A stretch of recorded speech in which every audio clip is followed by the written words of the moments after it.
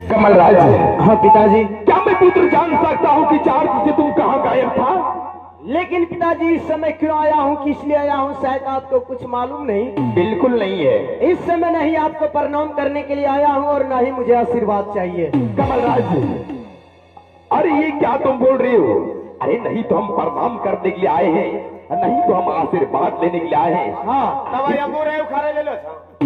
आखिर पुत्र क्या करने के लिए आए हो? पिताजी, इस समय आने का कारण यही है कि सुबह होते ही ये राजपाट दोनों भाई के नाम से बंटवारा हो जाएगा। कमलराज, अरे किस 14 कोस की और राज और पाठ की तुम बात कर रहे हो? अरे जिस 14 कोस की राज और पाठ की तुम बात कर रहे हो, ये कभी हो नहीं सकता है। कदापि हम 2 भाग में बंटवारा नहीं करेंगे। पिताजी, ऐसा तो मैं इसलिए बोल रहा हूँ, जब भी भोले भान से इस दरबार में आता हूँ, आपके मुखारबिंदों से सिर्फ एक ही शब्द सुनता हूँ, पुत्र चाहिए तो नील जैसा, कमल पुत्र नहीं तो कबूतर है। पिताजी ठीक कहता हूँ पुत्र, इसलिए मैं कहता हूँ कि पुत्र तो चाहिए नील जैसा। कमलराज, हम जब बड़े पुत्र को देते हैं ये 50,000 तो मुझे ला कर देता है 1 लाख। जब हम तुम्हें देते हैं 20,000, तुम मुझे फूटी कौड़ी तक भी नहीं ला कर देते हो।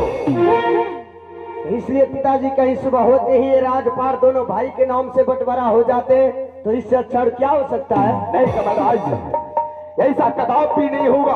हम 2 भाग में बंटवारा कभी नहीं करेंगे। तो ठीक है पिताजी, अगर आप ये राजपाट बांटने के लिए नहीं चाहते हैं तो इतना आवेश में क्यों आ जाते हैं? आइए पिताजी, धीरे धीरे आपने सिंहासन पर बैठ जाइए और भैया आप आगे बढ़िए और पिताजी को समझाइए।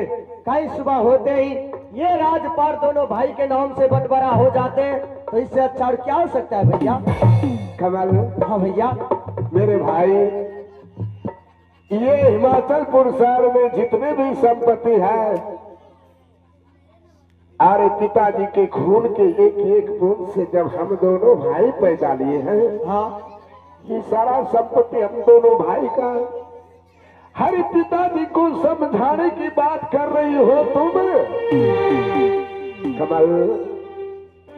हर पिताजी जब गुजर जाएंगे, ये सारा राजपाट हम दोनों भाई का हो जाएगा। हर जिस पिता का इन हाथों से सेवा नहीं पूजा करते थे,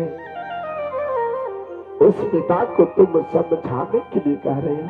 हाँ भैया। वाह कमल वाह, हर ऐसे ईश्वर जैसे पिता महान को तो